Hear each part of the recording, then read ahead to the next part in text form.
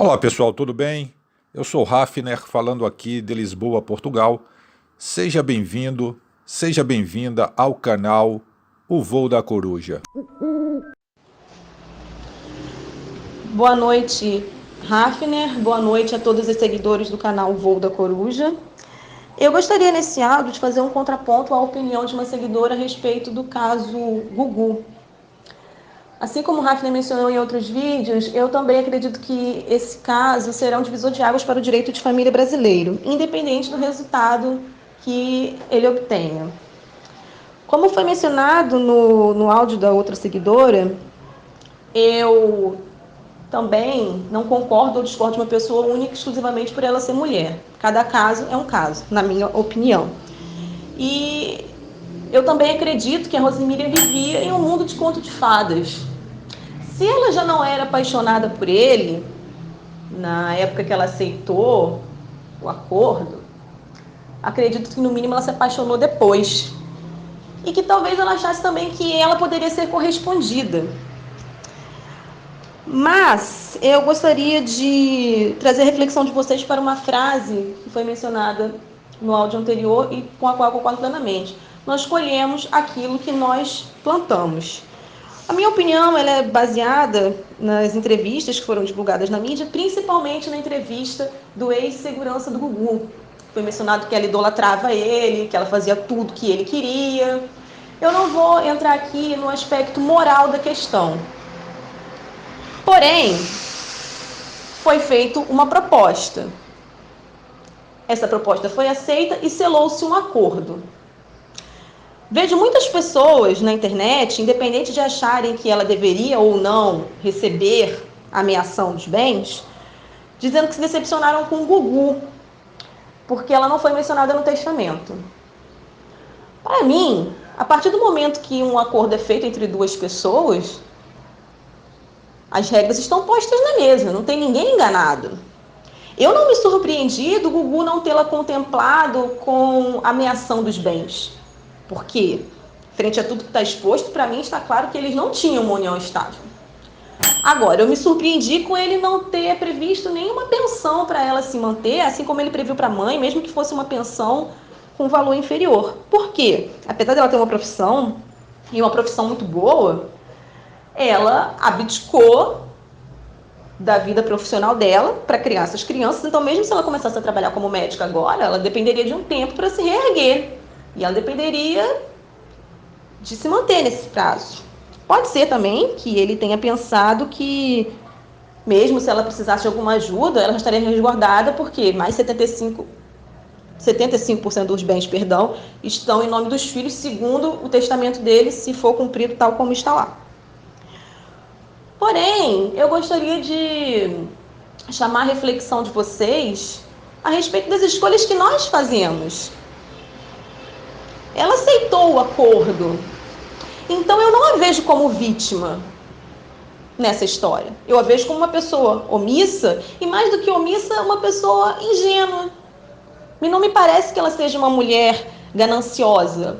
Me parece que ela está tentando se resguardar de alguma forma. Nesse caso, ela teria que declarar a união estável. No Brasil, quando o casal se casa no civil ou vive numa união estável regular, com uma certidão registrada, se não for feita nenhuma opção por regime de bens, o regime automático é a comunhão parcial, salvo nos casos em que é obrigatória a separação de bens.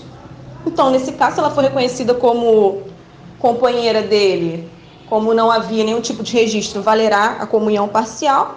Se ela realmente fará doação para os filhos ou não, eu não sei, aí fica da consciência dela. Mas eu queria chamar a reflexão de vocês para os acordos que nós fazemos na vida. Acordos aqui no sentido metafórico também, não plenamente acordos selados, como foi o caso entre o Gugu e a Rose. As situações a que nós nos submetemos e as consequências que isso pode ter no futuro. Porque eu concordo aqui com a outra seguidora. Esse ato do Gugu teve consequências na vida de muitas pessoas, principalmente na dos filhos. Mas ele não fez esse ato sozinho. Eu não tiro a responsabilidade da Rose. Ela não foi iludida nesse caso. Ela aceitou, não aceitou? E eu lamento muito por essas crianças, são as pessoas que eu mais lamento nessa situação toda, independente do que vai ser resolvido, porque foi feito uma ferida muito grande na história dessa família toda, não só dela quanto os filhos, da mãe, dos irmãos. E mesmo que esses filhos voltem a conviver com a mãe, uma união saudável, afinal de contas, mãe é mãe, e pai é pai também, eu acredito na importância do pai na vida dos filhos, mas eu acho que deixou-se uma ferida que vai cicatrizar, mas vai ficar exposta. Essa relação dessa mãe com esses filhos jamais será a mesma, mesmo que eles convivam na máxima harmonia que possa existir entre eles, e eu acho que isso tudo foi desnecessário, porque eu concordo que deve ser muito difícil para uma pessoa, principalmente uma pessoa na idade dela, uma mulher madura, vivida, ficar pedindo mesada para os filhos para fazer as coisas. Deve ser muito difícil, mas ela aceitou viver de mesada do não marido, ou, para quem concorda que eles tinham uma união estável, do companheiro esses anos todos. Então eu também acho meio estranho esse, não sei se orgulho é a palavra certa, mas na falta da palavra melhor vou falar esse orgulho de não querer ter que depender da mesada dos filhos, já que ela viveu de mesada dele esses anos todos. Então, façamos a reflexão sobre as nossas situações mesmo, conjugais, familiares, e das situações que nós aceitamos viver.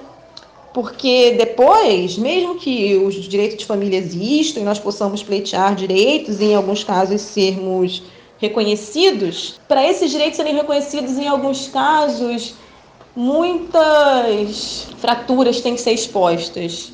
E até que ponto vale isso? Eu lamento muito por todos, por ela, pelas crianças, por todas as pessoas, pelos fãs do Gugu que se decepcionaram com ele, porque essa também é uma mancha que vai ficar na lembrança de todas as pessoas que eram fã. Eu, como o Rafa também mencionou em vídeo, não era uma fã do trabalho dele, mas cresci com o Gugu na televisão, e eu acho isso tudo muito triste. Era essa a minha opinião. Agradeço ao Hafner pelo espaço, agradeço a vocês que ouviram o áudio até aqui. Estou aberta a críticas construtivas a respeito da minha opinião. Eu acho que o importante, independente da opinião de cada um, é fomentar o debate, porque, no sentido amplo, esse é um assunto que afeta a todos, né? O direito de família, os direitos civis de cada um. Mais uma vez, obrigado, Hafner. Obrigado ao público do canal Voo da Coruja. Boa noite, um abraço a todos.